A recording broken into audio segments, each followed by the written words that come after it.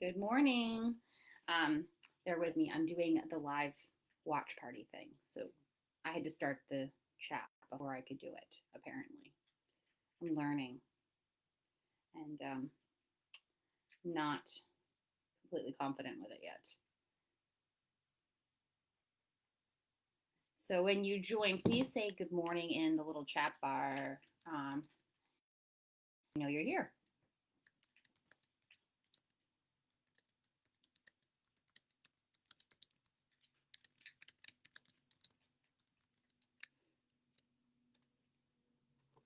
Yeah, perfect. Done. Let's see. I want to invite some of my friends to join me. Do you do that? Do you invite your friends to join these chats? I like to do that because it is super fun to have lots of people in the group together. Let's see. I love that my sister-in-law showed me how to do this live on my page instead of just in the event so I can reshare it. I wanted to do it on my business page, but for some reason it was telling me Facebook had an error. So I didn't get to do that. But that's okay. Let's see. So watch party. So all of you who are not watching yet can like see it and start watching, right? Let's see. So I believe we click on it. No, that doesn't work like that. All right. Well, it is what it is. That's what it is. So this morning, what I wanted to talk about, now that I've made funny faces and tried to figure out social media while talking to you, is I wanted to share with you. Oh, apparently I had that set to a lock, so you couldn't join me. So sorry, I'm new to this. Okay, so I unlocked it. This is completely public now. So, friends, if I invited you and you didn't get to join, I'm sorry. Hopefully you can now. I think I fixed it. Um, I am so not good with this. Told me that they wanted to join and then they couldn't because I'm a nitwit and didn't fill it out right. Yeah, she was gonna join us. Um, Okay, I think I sent out the invitations now. All right. Well, anyhow. So what I wanted to talk about, if you join this later or if you go in and you listen to the replay, is I want to talk about how to recharge yourself because I'm hearing it a lot. I'm hearing from friends and clients and everywhere that I'm drained, I'm exhausted, I can't do it. The body emotion stays in motion, and a lot of us are spending too much time on the couch. And I admit there's been a couple afternoons or days where I have felt like sitting on the couch, like that sloth. So that's not okay. Not all the time. I mean, take care of yourself, but ultimately we need to recharge and refill ourselves. And then other folks are still working. And if you are considered an essential employee and you are still working, or you're not an essential employee and you're still working, everyone is essential. I hate that term. I'm sorry if you're essential and this is offensive, but I think we're all essential to making the world go round. So everybody's essential. But my point is, if you're still working, you're probably working a lot more than you were 6 weeks ago. You're probably really busy. And that can be really tiring too. So, for whatever reasons, if you're drained or exhausted, I want to talk to you. So, we have to be able to recharge. And we can talk about self care, be nice to yourself, all that stuff, all we want. But the thing is a lot of people, their self care is getting their hair done or getting their nails done or or massage, those kinds of things, going for a tan, where you leave your home and you go to a business and they facilitate the self-care for you. And that's challenging right now in most of the country. So how do we recharge at home becomes the question. So first is what I was kind of picking fun at, okay? And it's resting when you're tired. It's important to rest when you're tired. But it's also important to push yourself sometimes. Get up and make something great for dinner. Just to push yourself to go do something that feels like an accomplishment. One of the best ways to recharge is to actually do something. And it might sound counterproductive when your tank's on empty to go do something, but it really, really does have a powerful impact on your motivation.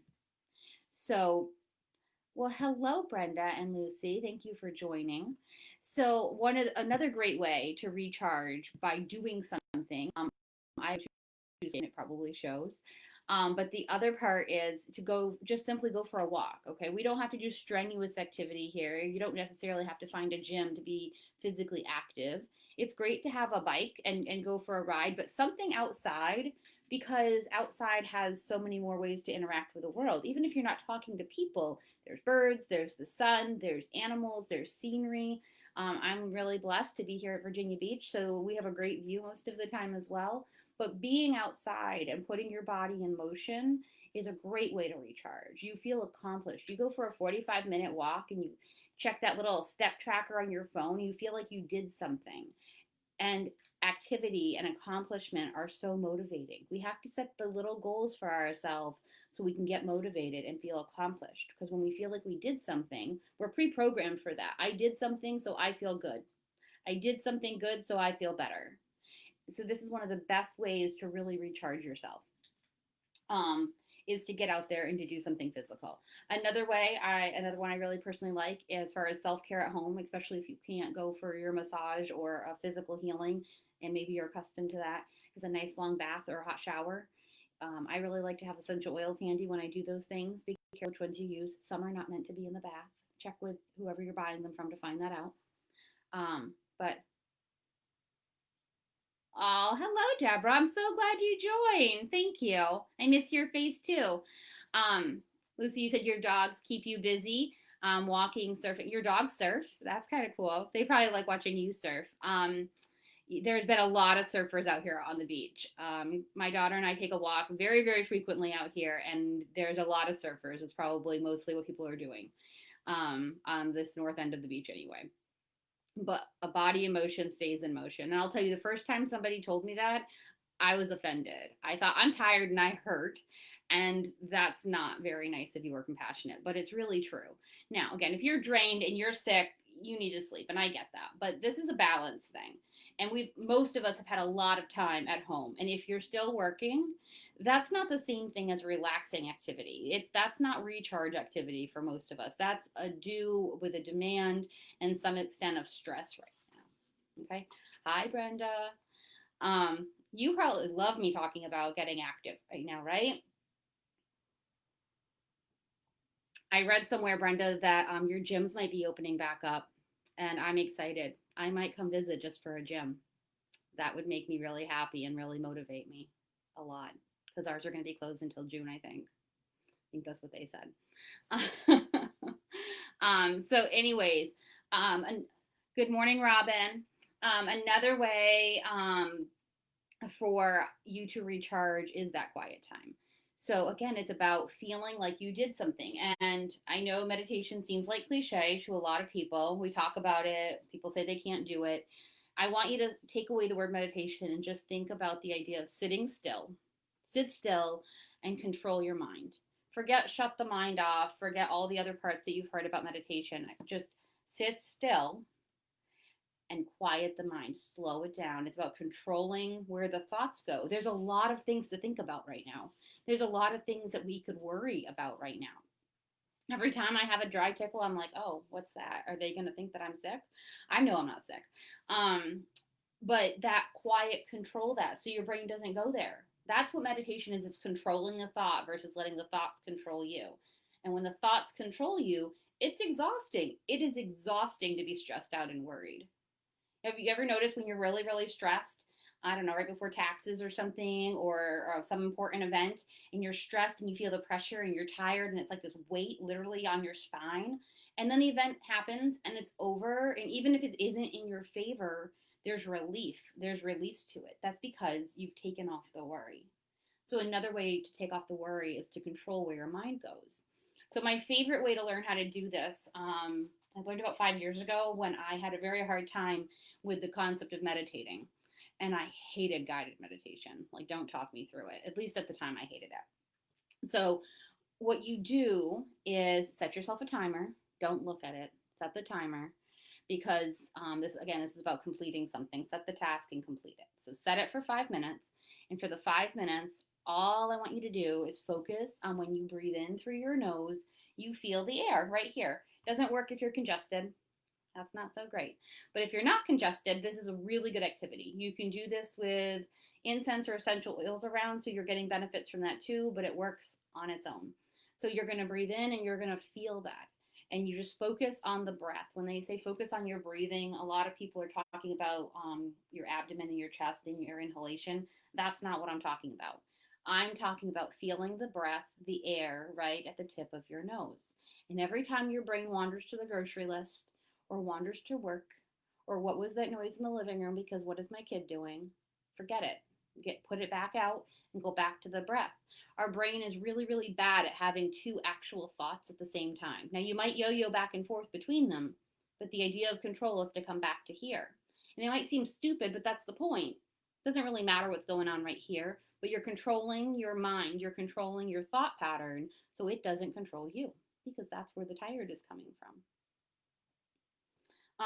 Other people like to do this with the grounding energy of rocks and crystals, and I'm very supportive of that. I don't personally meditate with a lot of elements like that, but it is useful for others. So I brought a couple in with me during this feed. And these two are types of quartz. This is a very natural form of one. One of my aunts gave it to me, and I like it a lot. It's very it just has a lot of pretty shapes and colors in it, so that's kind of fun. And the other one is one that's been processed into a little pyramid. So if you decide to meditate or sit with these, you can feel the energy of them. I like using the palm of the hand when I'm using crystals. Other people lay down and they put them on their chest. But the idea is to absorb the calming energy and to be using the crystal as an amplifier to channel clear and supportive energy. So that's what quartz is really good for. It's about that clear divine energy coming into you. It's very good for that, again, clear connection. If you're feeling really negative and you're feeling sad or overwhelmed, you can go the other way, which is about releasing things. So when we release things, and we talk about stones and crystals, we're gonna. I personally like obsidian. Hematite is another one that's good for it. There's lots of them, but it's interesting because it's black, right? So here's clear. I'm bringing clear and concentrated peace and joy, and black and heavy is where I'm putting all the negativity. So obsidian is also known as Apache tear. And Apache here has a lovely story that I don't remember all of, but it's something about the Apache women were crying for their lost warriors, and their tears became the obsidian stone. So it already has all the sadness that of the world. They've already cried for you. So when you have this, you don't have to feel sad. So again, when you meditate with it, I like the palm of the hand. Other people do their chest or other parts of the body, but the idea is you're going to visualize your worry, stress, sadness going into the stone, and it keeps it. And you can clean your crystals after if you feel like that's an important step too, and that's a different conversation. So call me, we'll go over it. I need coffee. I'm talking fast. I think I had too much. So does anybody have questions about how to recharge? That was the whole idea of today, is how am I recharging with all of this? Hi, Tracy. Hi, Kendra. Kimberly, you joined too. Great. Good morning, everyone. I almost didn't make the call this morning. I forgot that it was at 10 and not 10:30. My Tuesday group is at 10:30, and I got a little confused. So that's one of the things that stressed us to me, is I forget things and I get my times confused. So my calendar is really important. So we're talking a lot lately about not touching other people, right? So this is causing me some stress. I am kind of a hugger, and I get that we shouldn't be hugging strangers right now, or people that we don't live with, and there's guidelines around this. But that's one thing that usually recharges me, is physical proximity to people. And I would say half of you who are watching right now have met my beautiful child. She's not a hugger. I mean, she'll give me a hug if I ask for it, but it's not naturally her state of joy to have me hugging on her or holding her hand or any of those things. She likes her personal space. So this is something that's draining to me, that there's nobody here that wants to give me a hug. So what do I do? Where do I go to recharge this?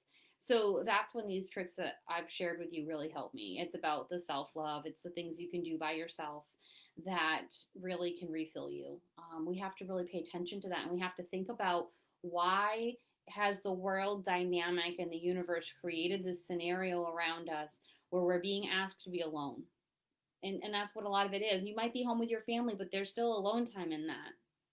And I really suggest to everybody who's paying attention to this call this morning, this chat here, to think about, why am I being asked to spend time alone? And what can I do with that time to improve myself? Um, I like the teachings of Osho about this topic, because Osho talks about the idea that we are always alone because we are one soul in one body. And he says it probably a little bit more eloquently than that, but essentially, we come into the world alone and we leave the world alone. That's not lonely. And I've noticed that as another common theme right now, is people feeling lonely in their isolation.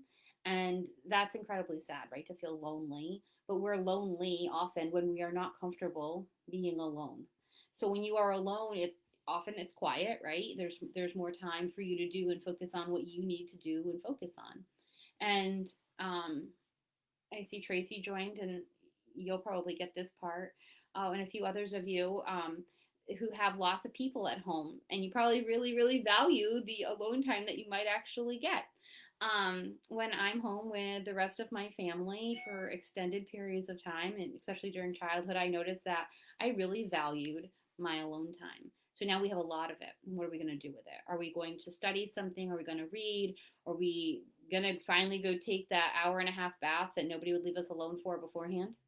But if you're uncomfortable with your alone time and you're feeling lonely, it's a huge indicator that there's things that you need to do to grow as a person.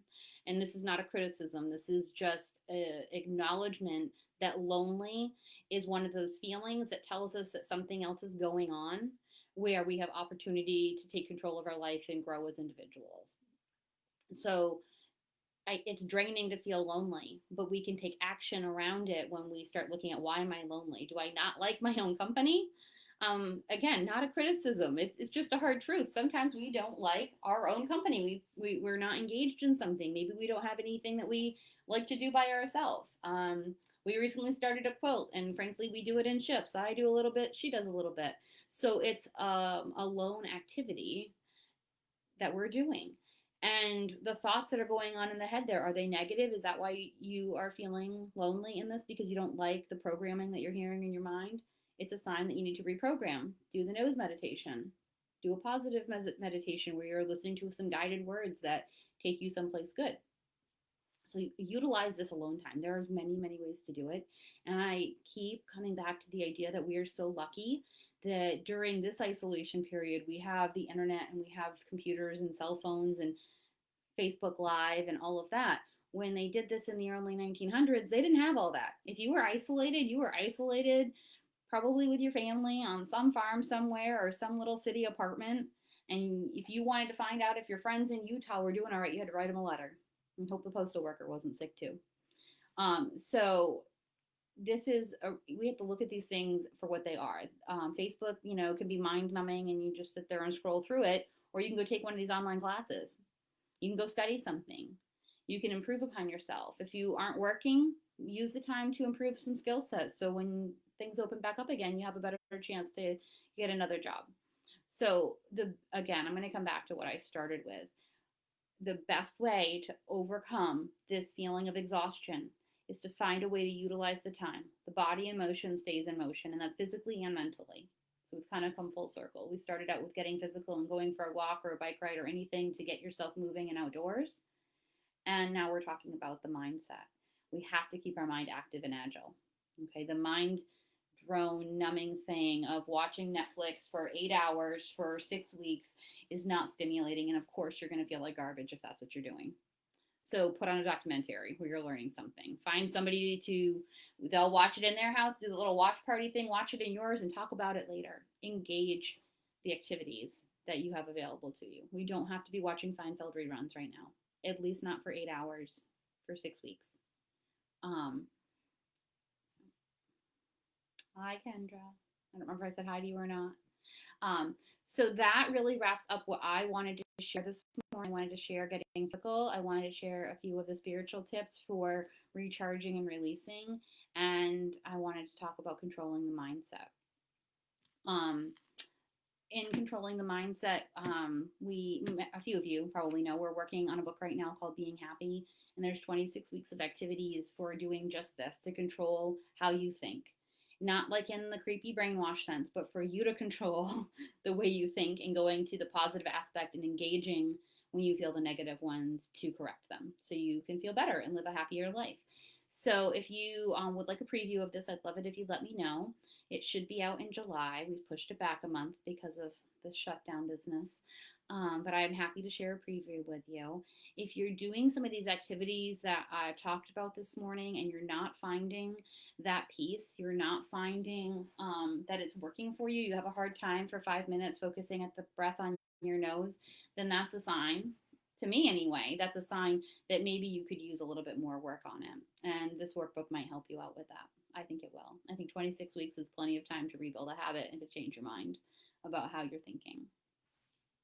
So yeah, we have about 10 minutes, and I would like to open up the little chat thing if you have any questions or thoughts what I've shared this morning or anything else for that matter.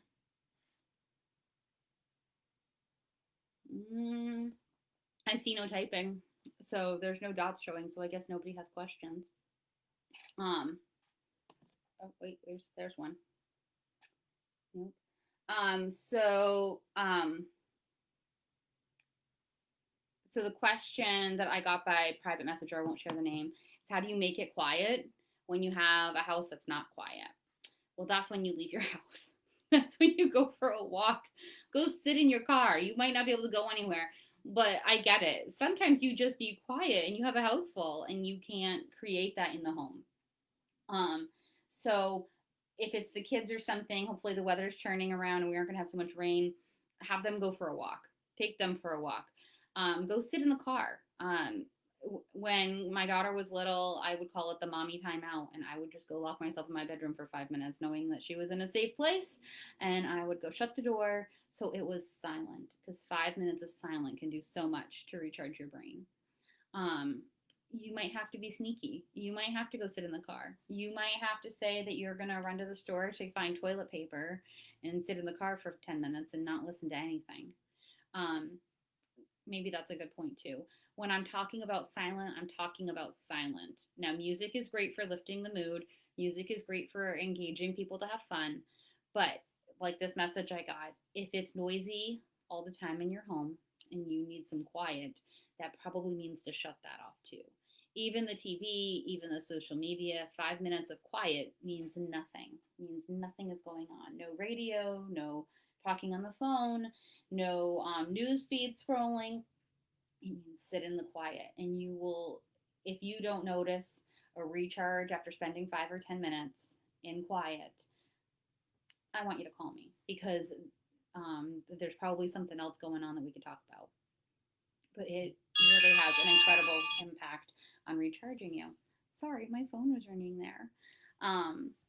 So that's what I have for that. And hello, Miss Doback. You don't have a question, just a thank you. Well, thank you. I heard a lot about you, so I think I hear more about you in working at school at home versus when she's actually in the building. So that's kind of cool. Yeah, this home stuff has definitely been more engaging for our education, I think, in this house. Well, that's what I have. So if I don't have any questions, that's what I have for you this morning. If you'd like any follow up on any of this meditation, how to do more detail with how to do the breath at the end of your nose meditation, about quiet, any of that, please let me know. I am very much available, especially on Mondays and Wednesdays. All right. Good morning again. I hope you have a great day. Thanks for joining me.